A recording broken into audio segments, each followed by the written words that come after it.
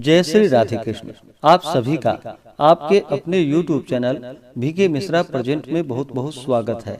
आइए आज आप सब सुनेंगे माघ मास महात्म्य कथा में 25वें अध्याय की कथा। तो बोलिए प्रेम से भगवान विष्णु की जय, माता लक्ष्मी की जय, भगवान श्री कृष्ण की जय। राक्षस बोला कि हे महामुनि, केरल देश के ब्राह्मण की किस प्रकार मुक्ति हुई थी, उसका सारा वृतांत मुझसे आप कृपा करके कहिए।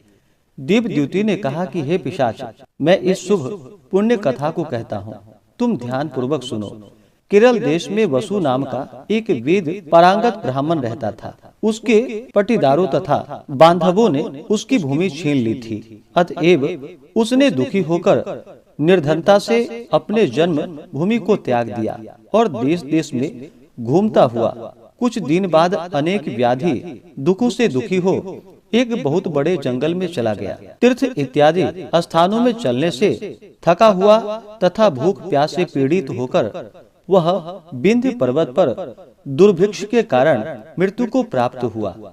उसकी दाह क्रिया तथा औधर्भ देह क्रिया भी न हुई। उससे वह उसी निर्जन वन में पवन की कंदरा में प्रेत होकर शीर काल तक वास करता रहा। वह शीत व ताप से तथा बिना आहार और जल की इच्छा से बहुत हाहाकार करते रोता हुआ वायु रूप में इधर उधर घूमता था।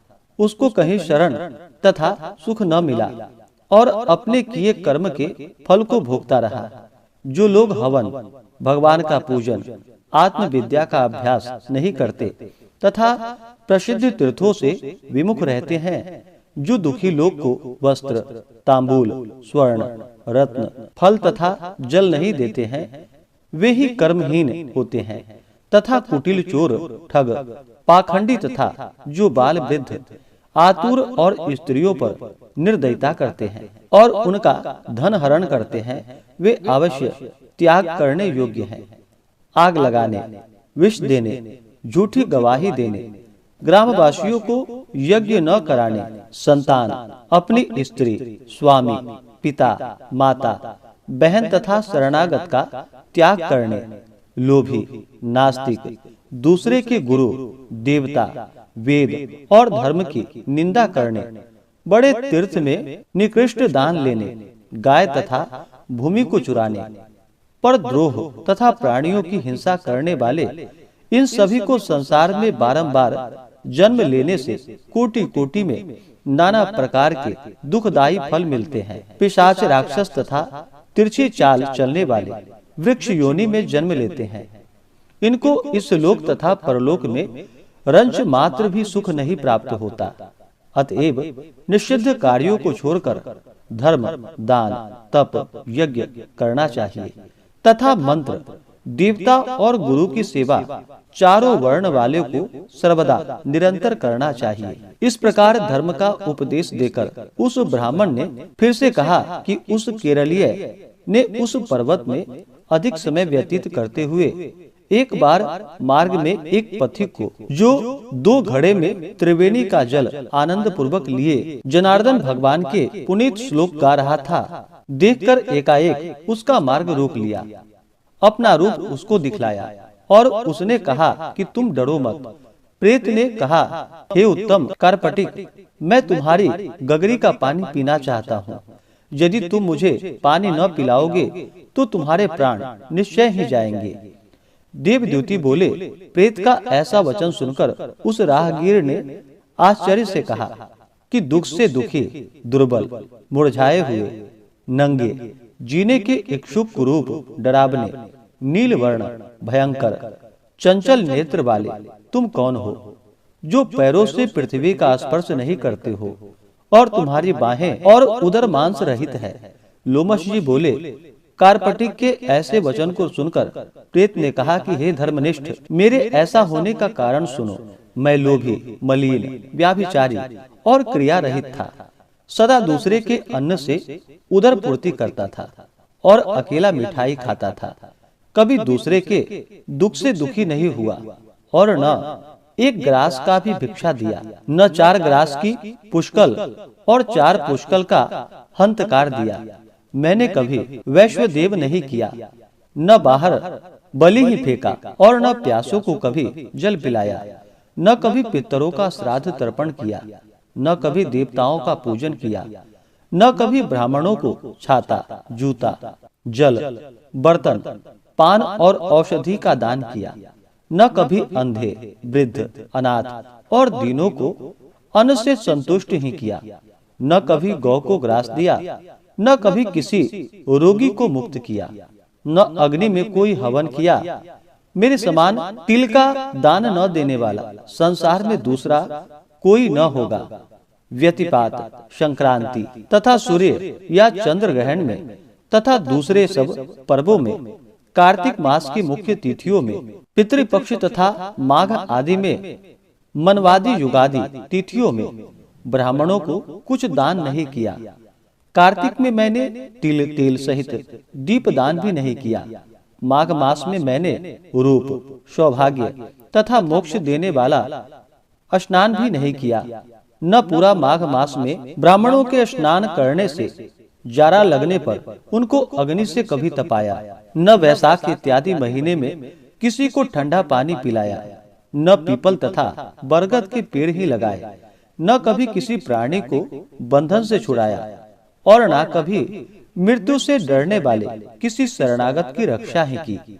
न 3 रात तक उपवास करके मधुसूदन भगवान को तृप्त भी नहीं किया। हे द्विज, न मैंने कभी कृष्ण, अतिकृष्ण और संताप, न पुण्य तथा चांद्रायन व्रतों से अपने शरीर को कृष्ण किया, जिनको इंद्रादि देवताओं ने किया था। हे ब्राह्मण, देखो, पूर्व जन्म के बड़े बड़े क्रूर कर्मों के कारण ही मेरी दुख प्रबोध विचित्र गति हुई है। इस पर्वत पर भेड़िया तथा व्याघ्र से मारे हुए अनेक पशुओं के मांस, सुगे इत्यादि पक्षियों के खाए गए फल, नाना प्रकार के सुंदर सुगंधित रस भरे मुलायम मीठे खाने योग्य बहुतेरे फल तथा मूल भी है।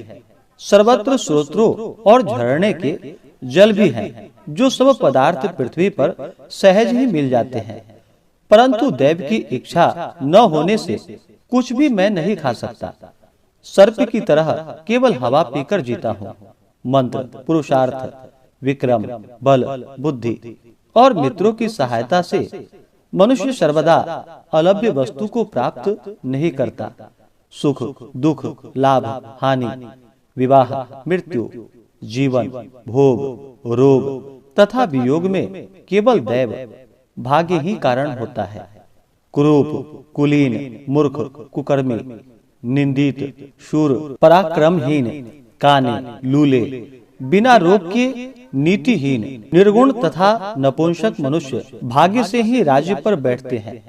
जिन्होंने तिल, गाय, स्वर्ण, गृह, 8 वर्ष की कन्या, पृथ्वी, शैया, आसन, तांबूल, मंदिर, धन, भोजन की सामग्री, चंदन तथा अगर का दान दिया है।